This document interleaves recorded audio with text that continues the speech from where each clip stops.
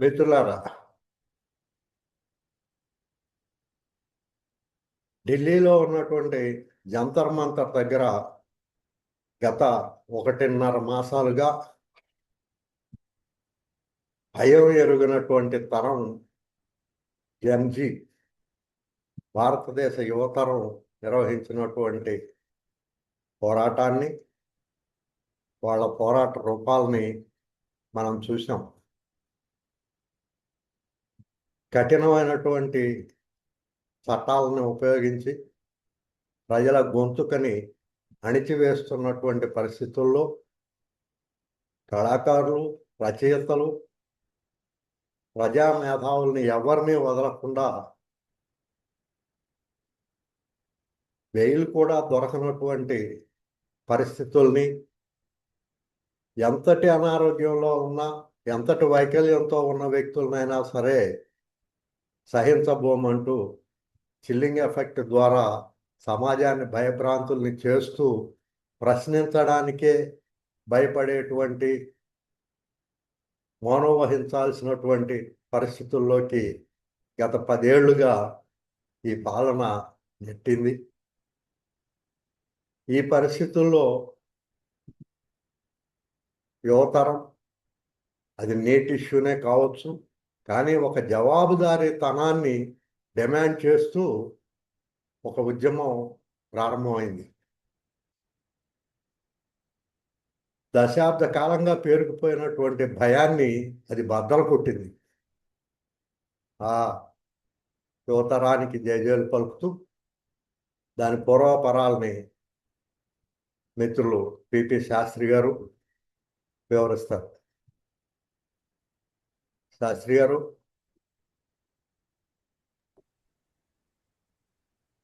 నమస్కారం అండి. వినపడుతుందా? మాట్లాడండి. అందరికీ నమస్కారం అండి. ఇది ఒక అద్భుతమైన పరిణామం ఒకటి ఈ మధ్యన మనం చూసాం. చాలా కాలంగా స్తబ్దుగా ఉన్న దేశం ఒక్కసారి ఉలిక్కిపడింది. యువతరం శివాలెత్తి ముందుకొచ్చింది. యువతరం ఇంత ఇదిగా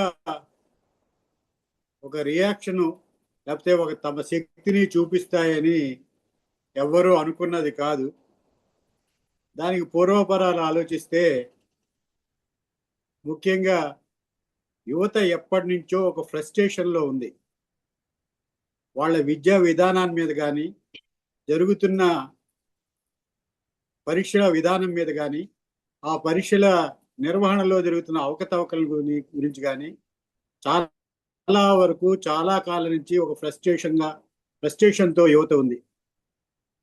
వారికి చదువుకోవడానికి సరైన అవకాశాలు లేకపోవడం అటుంచితే, ఈ అవకతవకల వల్ల వాళ్ళకి సరైన న్యాయం జరుగుతుందా అనే అనుమానంలో వాళ్ళు ప్రతి పరీక్షలోనూ చదువు చూస్తున్నారు. వాళ్ళకి అంతేకాకుండా చదివి బయటకు వెళ్తే ఎటువంటి ఉద్యోగం రావట్లేదు. వాళ్ళకి వచ్చిన ఉద్యోగాలన్నీ వాళ్ళ చదువుకు తగ్గ ఉద్యోగాలు అవ్వట్లే. అంటే అన్ఎంప్లాయ్మెంటే కాక అండర్ ఎంప్లాయ్మెంట్ కూడా చాలా ఎక్కువగా ఉంది. ఈ అన్ఎంప్లాయ్మెంట్ గురించి కొంతవరకు అర్థం చేసుకుంటున్నారు, కానీ అండర్ ఎంప్లాయ్మెంట్ గురించి చాలా అసంతృప్తితో ఉన్నారు. ఎందుకంటే చాలా కాలం నుంచి కేంద్ర ప్రభుత్వం ఈ అన్ఎంప్లాయ్మెంట్ని, అండర్ ఎంప్లాయ్మెంట్ని సరిగ్గా ఇక్కడ అందరికీ ఏదో రకంగా ఉద్యోగాలు దొరుకుతున్నాయి. ఒక టైంలో అయితే రోడ్డు మీద బజ్జీలు వేసుకునే వాళ్ళు కూడా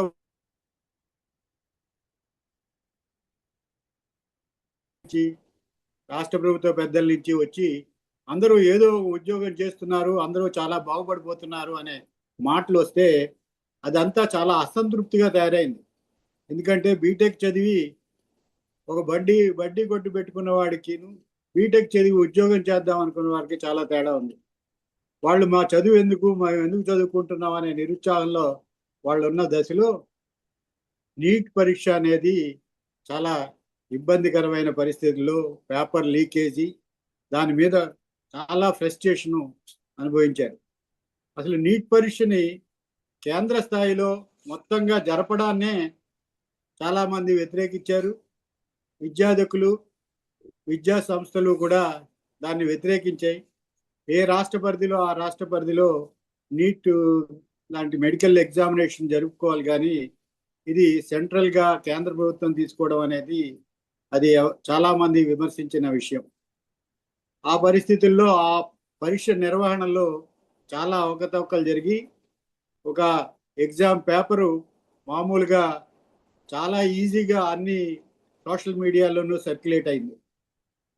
అయినప్పటికీ కూడా కేంద్ర ప్రభుత్వం దాన్ని సరిగ్గా అడ్రస్ చేయకుండా దాన్ని ముందుకు తీసుకెళ్ళడానికే ప్రయత్నం చేసింది. అప్పటికైనా కేంద్ర ప్రభుత్వం కనుక దాన్ని పరిగణలోకి తీసుకుని ఇలా జరిగింది, దానికి బాధ్యులు వహిస్తున్నాం అని చెప్పుంటే చాలా హుందాగా, చాలా పరిస్థితి వేరుగా ఉండేది. కానీ కేంద్ర ప్రభుత్వం మొండిగా అది తమ వైఫల్యాన్ని ఒప్పుకోవడానికి ఇష్టం లేని పరిస్థితుల్లో వారు ఆ రకంగా ప్రవర్తించడం, మాట్లాడడం జరిగింది. దాని మీద ఇది జరుగుతున్న టైంలో చీఫ్ జస్టిస్ ఆఫ్ ఇండియా ఒక కామెంటు చాలా దారుణంగా బయటకు వచ్చింది. ఆయన ఉద్దేశం వేరే అని చెప్పి ఆయన చెప్పారు. అయినప్పటికీ ఆ పద ప్రయోగం, కాక్రోచ్ అనే పద ప్రయోగం చేయగలిగింది కాదు.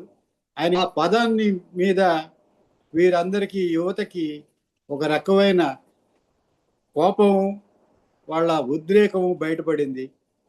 ఒక అభిజిత్ దీప్కే అనే అమెరికాలో ఎన్ఆర్ఐగా అమెరికాలో చదువుకుంటున్న ఒక విద్యార్థి, ఆ విద్యార్థి సోషల్ మీడియాలో ఒక వ్యంగ్య పోస్టు, వ్యంగ్య వీడియోలు తయారు చేశారు. అది ఇప్పుడున్న యువతరాన్ని ఉర్రూతలించే మోడల్లో ఒక కొత్త వరవడిని సృష్టిస్తూ రాత్రికి రాత్రే అతనికి లక్షలాది మంది ఫాలోవర్స్గా దానిలోకి వచ్చారు. అది వాళ్ళు కూడా ఎక్స్పెక్ట్ చేసింది కాదు. వాళ్ళు చాలా ఒక వ్యంగ్యంగా వాళ్ళ కోపాన్ని ఎక్స్ప్రెస్ చేయడానికి మాత్రమే ఆ ఇన్స్టాగ్రామ్లో కానీ దాంట్లో కానీ పెట్టారు. ఎప్పుడైతే అది వచ్చిందో దాని మీద విపరీతమైన ప్రెషర్ తీసుకొచ్చారు. దాన్ని ఎలాగైనా ఆపేయడానికి ప్రయత్నం చేశారు. అభిజిత్ దీప్కేని ఏ రకంగా అయినా అరెస్ట్ చేయడం కానీ, అతని నోరు నొక్కడం కానీ ప్రయత్నం చేద్దాం అనుకున్నారు. ఇవన్నీ కూడా వీళ్ళల్లో, యువతలో మరింత ఉద్రేకాన్ని, కోపాన్ని తెప్పించాయి.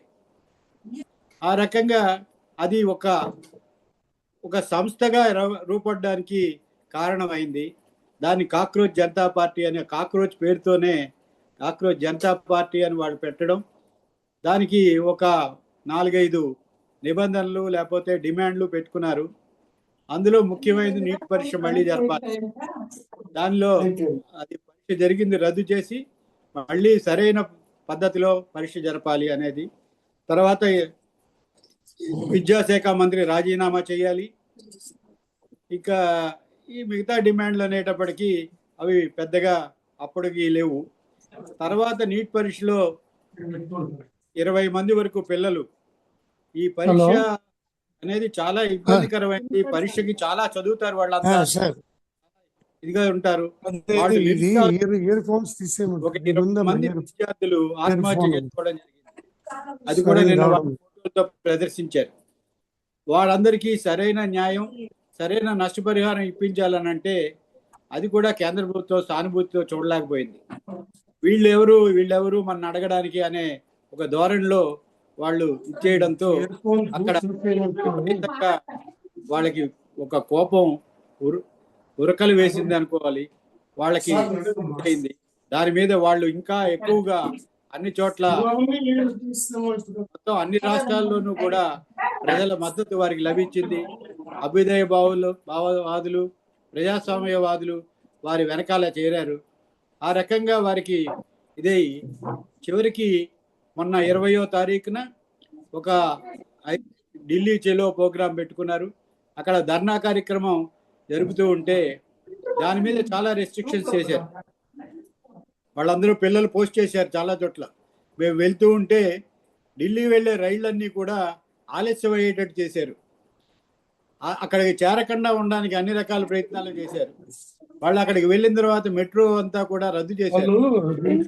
2 మైళ్ళు నడిచి ఆ జంతర్ మంతర్కి చేరాల్సి వచ్చింది. ఈ రకంగా వారంతా కూడా అక్కడ ఒక ఆవేశపూరితమైన వాతావరణంలో ఒక కోపంగా వాళ్ళకు ఫ్రస్ట్రేషన్తో వాళ్ళు చేరినప్పుడు చాలా సంయమనం పాటించాల్సిన కేంద్ర ప్రభుత్వం వాళ్ళని విపరీతమైన లాఠీ చార్జీ, టీయర్ గ్యాస్ ప్రయోగం, అసలు కొట్టడం కూడా మామూలుగా లేదు. మన వీడియోలు చూస్తే చాలా దారుణంగా ఉంది. నక్సలైట్లను కానీ టెర్రరిస్టులను కూడా ఆ రకంగా ట్రీట్ చేశారా లేదా అనేది మనకు అనుమానం. ఒకళ్ళు ఎవరో అన్నారు తాలిబాన్లు కూడా ఇలా చేయలేదు అని. అంత పరిస్థితుల్లో అది ఇంకా రెచ్చిపోయింది. వాళ్ళు ఇంకా కొట్టండి అని పిల్లలు ఆ పోలీసుల ముందుకు వెళ్ళిన ఆ రకమైన ఇదిలో ఇక ప్రభుత్వం వాళ్ళ ఈ పిల్లల్ని ఇంకా కంట్రోల్ చేయలేని పరిస్థితుల్లో వాళ్ళతో చర్చకి అని చెప్పి ఒక పిలివడం జరిగింది. ముందర వాళ్ళు ఏదో రకంగా చర్చకంటూ వస్తే ఏదైనా చేయొచ్చు అనుకున్నారు. వీళ్ళు కూడా చాలా ఒక గట్టిగానే వాళ్ళ స్లోగన్స్ ని వాళ్ళు వినిపించారు. ముందర మంత్రి రాజీనామా చేయాలన్నారు.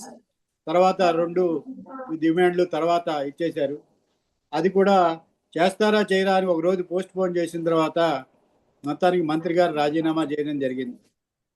దీంతో వారు మిగతా డిమాండ్లు కూడా పరిశీలిస్తారన్న మీదట వాళ్ళు ఉద్యమాన్ని తాత్కాలికంగా వారు ఉపసంహరించుకున్నారు. అందరినీ ఇళ్ళకి చేరమని చెప్పి కోరడం అయింది. ఇది పూర్తిగా జరిగిన విషయం. దీనిలో రకరకాల ఆరోపణలు, రకరకాల ఇవి చేశారు. ఆ పిల్లలకి ఏవేవో అంటగట్టారు. వాళ్ళ వెనకాల టెర్రరిస్టులు ఉన్నారు. మళ్ళా పోయినాక ఆయన మాట్లాడేది కాదు, నేను మాట్లాడాలమ్మా. నరసింహమూర్తి గారు అదే అడుగుతాను సార్. Hello sir. ఒక్క 2 నిమిషాలు మౌనంగా ఉండండి, ఇక్కడ ముగిస్తున్నాము. అడుగు. Okay, continue. ఒక్క నిమిషం. అది మొత్తానికి ఒక ఉవ్వెత్తున లేచిన ఉద్యమం కొంత మాత్రమే సాధించి కేవలం ఒక ఏ రకమైన డిమాండ్ అంటాం, ఒక మంత్రి రాజీనామా అనే ఒక డిమాండ్ సాధించుకుని అది విత్డ్రా అయింది. అయితే మిగతా నష్టపరిహారం అవి ఇస్తారు, అవి విషయం కాదు. అయితే ఇంత ఇది జరిగింది, వాళ్ళు ఇంకొంచెం దాన్ని ఇంకా విద్యా సంస్కరణలకి విద్యను ప్రైవేటు పరం అవుతున్న ఈ దశలో వాటి మీద కూడా కేంద్రీకరించి ఇప్పుడు జంజీ తరం ఈ ఉద్యమానికి కనీసం విద్యకి సంబంధించిన విద్య వ్యాపారం అవుతుంది. ఆ వ్యాపారాన్ని ఇచ్చేసేయడానికి వాటికి సంబంధించిన సంస్కరణల మీద వారు ఫోకస్ చేసుకుని వారు ముందుకు వెళ్ళాలని చెప్పి నాకు చాలా ఆశాభావంగా ఉన్నాను. వారు అటువంటి ప్రయత్నం చేస్తారని కూడా అనుకుంటున్నాను. ఏమైనా సరే ఈ రకమైన యువత ముందుకు రావడం అనేది చాలా గొప్ప విషయం. అటువంటి గొప్ప విషయం ఒక చరిత్రాత్మకంగా నిలిచిపోయే ఒక విషయం జరిగింది. దానికి మనందరం వారందరికీ సెల్యూట్ చేయాలని చెప్పి కోరుకుంటూ ముగిస్తున్నాను. ధన్యవాదాలు. చలం గారు.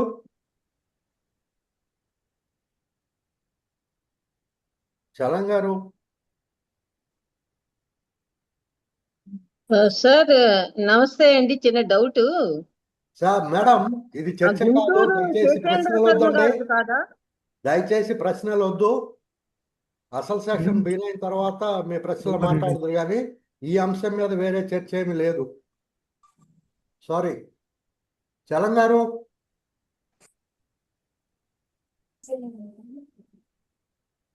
చలం గారు. మిత్రులారా, జంజీ సాధించినటువంటి ఇది ఈ విజయం ప్రారంభ విజయంగానే భావిస్తున్నాం మనం. ముందు చాలా ప్రయాణం ఉంది వారి ముందు. కనీసం విద్యారంగ ప్రక్షాళన కోసం ఒక జవాబుదారీతనాన్ని సాధించడం కోసం యువత మరింత ముందుకెళ్లాలని వెళ్తుందని ఆశిద్దాం. ఆ మేరకు యువతరానికి జయజయలు పలుకుదాం. ఈ నేపథ్యంలోనే ఈరోజు గుంటూరు శేషేంద్ర శర్మ గారి రచన నా దేశం నా ప్రజలు గ్రంథం పైన దీర్ఘవచన కావ్యం పైన మల్లెల నరసింహమూర్తి గారి విశ్లేషణని మనం వినబోతూ ఉన్నాం. ఈ కార్యక్రమానికి అధ్యక్షత వహించి కొనసాగించవలసిందిగా అర్సం రాష్ట్ర ఆర్గనైజింగ్ సెక్రటరీ జిఎస్ చలం గారిని